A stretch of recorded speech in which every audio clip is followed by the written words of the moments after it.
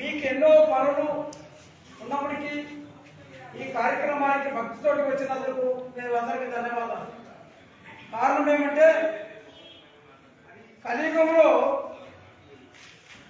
చాలా గందరగోళాలు ఉన్నాయి. వారి పరిస్థితి ఇతర దేశాలలో కావచ్చు, మన దేశాలలో కావచ్చు, 90% సత్య ధర్మ శాంతి ప్రేమ అహింస అనేటువంటి మార్గాలు ఇవాళ కనుమరుగై యుద్ధాలు, కక్షలు, కార్పణాలు, కామ క్రోధ లోభ మదమాచర్యాలతో ఇవాళ ప్రపంచం తల్లదిల్లిపోతుంది. చాలా మంది మీకు తెలియదు, ప్రపంచంలో మతపరమైన యుద్ధాలు, ఆర్థికపరమైన యుద్ధాలు, కక్షలు ఇవన్నీ కూడా చాలా కేవలము ఇతర దేశాల్లో ప్రశాంత వాతావరణం లేదు. ఇవాళ టీవీలో చూస్తున్నాం, దేశాలు యుద్ధాలు వస్తున్నాయి, జరుగుతున్నాయి. కానీ ఒక భారతదేశంలో మాత్రము 99% ప్రశాంతంగా జీవిస్తున్నాం. అంటే పోలిక. కారణం ఏమంటే ధర్మమును మనము ఆచరించడం లేదు నిజ జీవితంలో.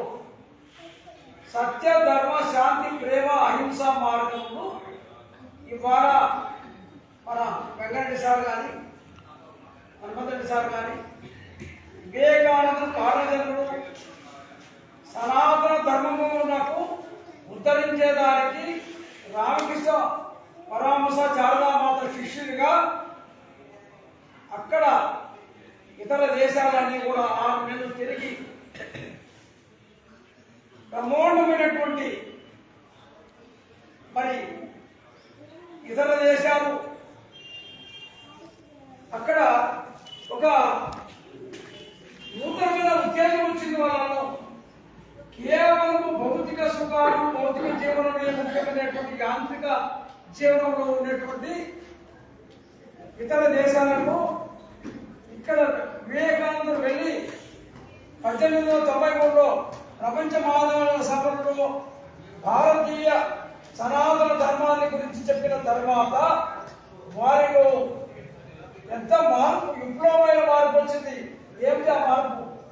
ఒక్కసారి మనం వెళ్ళి భారతదేశంలో ఒక్కసారి అడుగు పెట్టినట్లయితే మనకు స్వర్గం, పుణ్యము, మోక్షం వస్తుంది అనేటటువంటి ఆ విప్లవమైన మార్పు వచ్చింది వాళ్ళలో.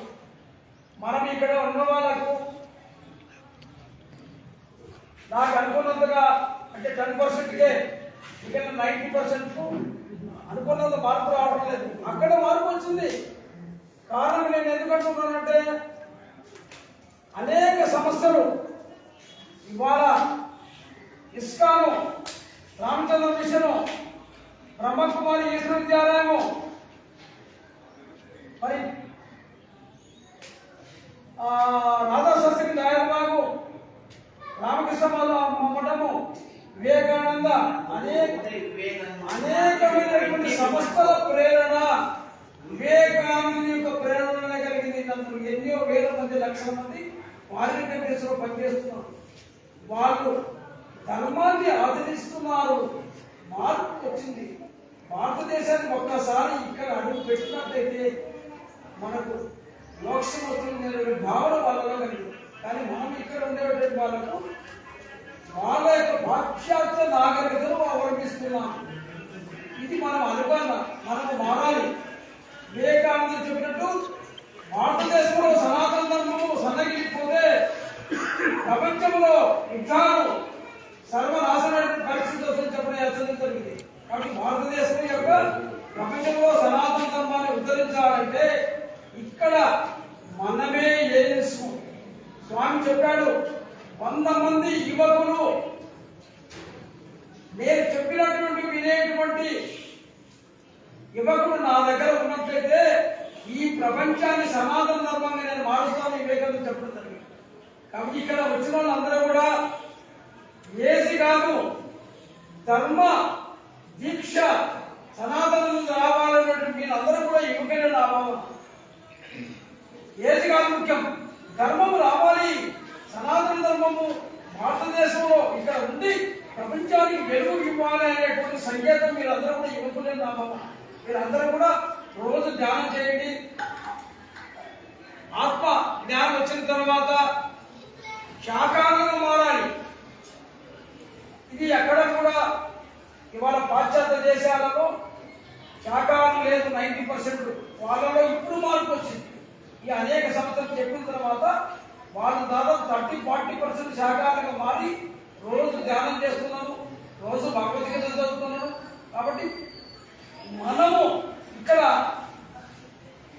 సనాతన ధర్మానికి రోజు ధ్యానం చేయండి. 40 రోజులు ధ్యానం చేస్తే శాకాహారంగా మారుతాం. కారణం ఏమంటే మనము శరీరము కాదు, ఆత్మస్వరూపము. ఈ ఆత్మ పరమాత్మ యొక్క అంశ అనేటువంటి ప్రజ్ఞ శరీరంలో పెరిగినప్పుడు మనము శాకాహారంగా మారుతాం. కారణం ఏమంటే భగవద్గీతలో కర్మ సిద్ధాంతం చెప్పినట్టు మనము ఒక జీవిని చంపినప్పుడు ఆ జీవి యొక్క ఆక్రోశము బాధ మనకు అనేక సమస్యలు తెచ్చి, అనారోగ్య సమస్యలు, ఆర్థిక సమస్యలు, కుటుంబ బాంధవ్యాలు చాలా మందికి తెలియలేదు. ఎందుకంటే నేను దానిపైన రీసెర్చ్ చేస్తున్నాను. నేను ఇంటర్మీడియట్లోనే 65వ శాఖ నేను మారినాను. అంటే నాలో 18 ఏళ్ళంటే బుద్ధుని మార్గము, గాంధీ మార్గంలో నేను శాఖానికి మారడం జరిగింది. నేను ఎందుకంటున్నానంటే మనము శరీరం అనుకున్నాను. శరీరం అశాస్త్రమైనటువంటిది, ఎన్ని రోజులు ఉన్నా చనిపోవచ్చింది. కానీ మన ప్రాణం ఉన్నంత వరకు మనము ఆత్మజ్ఞానం తెలుసుకొని భగవంతునికి అనుగ్రహం పొంది ముక్తిని పొందాలి, ఇమ్మోర్టాలిటీ అమరత్వం పొందాలి. వివేకానంద చెప్పాడు. నేను బాగా 40 ఏళ్ళకే ఆదిశంకరాచార్య 32 ఏళ్ళకే శరీరం. ఎన్ని రోజులు జీవించినామని కాదు, మనము ఆత్మజ్ఞానము ఏమి తెలుసుకున్నాము, ఏమి ఆచరించినాము, చనిపోయేది కన్ఫర్మ్. కానీ ఇంత లోపల ఏ ప్రయాణ మరణం వచ్చేది. కానీ నేను 100 ఏళ్ళ వద్ద 70 గ్యారంటీ ఈ ప్రపంచంలో ఏ జీవికి కూడా.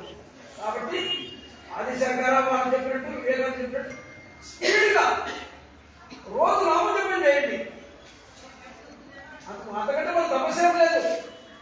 రోజు నామజపం మీరు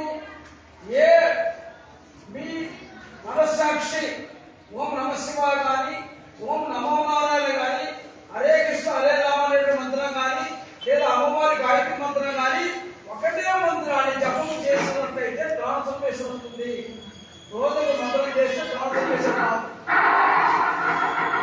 కాబట్టి మీరు మంత్ర జపం చేయండి. ప్రాక్టికల్ గా నేను చెప్తున్నాను. మీరు ట్రాన్స్ఫర్మేషన్ వచ్చి 40 రోజుల్లో రోజు మంత్ర జపం కూర్చొని చేయండి. ఓం నమ శివాయ, ఓం నమ శివాయ, ఓం నమ శివాయ. ఎందుకంటే భగవంతుడి శక్తి భగవంతుని అంశే. మీరు అనుమానము మనమందరము కూడా భగవంతుని అంశే. అయితే ఈ భౌతిక జీవనంలో కామ క్రోధ లోభ మద మాత్రమే చెప్పారు. మనసు బుద్ధి చిత్తం అనే అహంకారం ఈ పనితో సతమతమైంది. ఈ సతమతి దీన్ని దాటాలంటే మనం ధ్యానం చేయాలి, మంత్రజపం చేయాలి. చేసినప్పుడు నేను ఈ శరీరం కాదు, ఆత్మస్వరూపాన్ని ఐఎమ్ పార్ట్ అండ్ పార్సల్ పరపర స్వరూపం అనేటువంటి ప్రజ్ఞ మీరు పెరిగినప్పుడు మీరు మాంసం మానేస్తారు తప్పనిసరిగా. కాబట్టి ఇది చెయ్యండి. మీరు ప్రాక్టికల్గా ఏదో వాళ్ళు చెప్పినారు, ఎవరో వాళ్ళు చెప్పినారే కాదు, మనము మన ఆత్మస్వరూపాన్ని తెలుసుకొని పరమాత్మ పరబ్రహ్మాన్ని యొక్క అనుగ్రహం పొంది జీవితంలో కర్మ మార్గం జీవిస్తూ చేసినట్లయితే తప్పకుండా సద్యోగం వస్తుంది. ప్రపంచంలో ట్రాన్స్ఫర్మేషన్ అవుతుంది. దానికి ఆ సద్యోగానికి మనందరం కూడా వారసులము. కాబట్టి సాధన చెయ్యండి. కాబట్టి మీరందరూ కూడా మనందరం కూడా ప్రతినిధులమే, వివేకానంద యొక్క ప్రతినిధులము. తప్పనిసరిగా సద్యోగం రాబోతుంది, ట్రాన్స్ఫర్మేషన్ అవుతుంది. కాబట్టి మీరందరూ కూడా సాధన చేయాలన్న మనకి మంత్ర జపం, ధ్యానం, మాంసాలను మానేయండి. తప్పనిసరిగా హరే కృష్ణ. కాబట్టి ఇది